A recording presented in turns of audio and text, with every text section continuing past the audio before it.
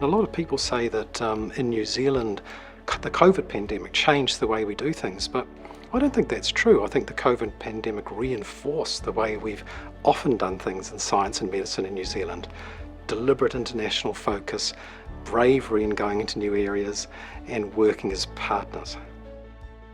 In New Zealand, the togetherness needs to be international. We're at the end of the world, and all of our success is predicated on maintaining these close international connections.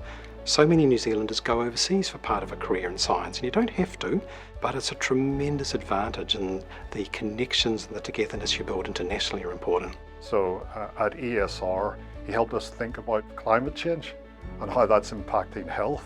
And again, he, through his international connections, opened up a lot of doors for us to determine where the next issues may be with increasing temperature and the impact of infectious diseases. But the other side that not a lot of people know is that in 2007, a company that he helped found, a bioinformatics company, was listed on the Japanese stock market. So he's got that commercial bent as well. And we've got a number of commercial products that have been very, very successful throughout the world.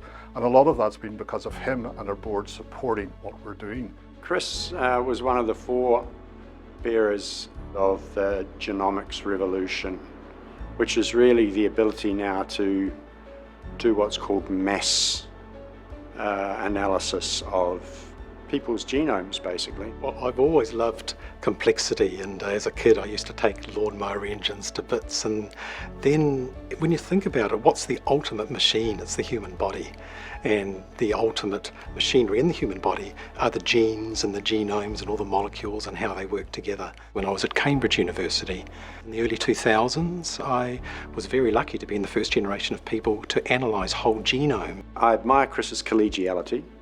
He gets on with everybody. He's highly collaborative, and again, he's somebody who works always in a team approach. I think we're very lucky in New Zealand that although we're critically limited in resources for research and resources for clinical care, we've got this real number 8 fencing wire. It's a cliche, of course, but it is true in science.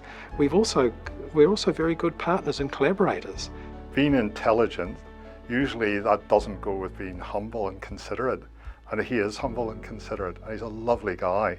And he works with others to provide insight that allows them to have foresight for the future.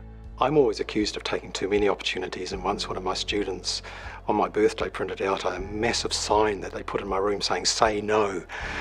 But, you know, if I hadn't taken opportunities on individual occasions, I would not have actually started a PhD. That was one meeting that started. I would have not have been able to co-found a company and do all of the learning I had from co-founding a company in Japan. That was a single meeting that I grudgingly went along to.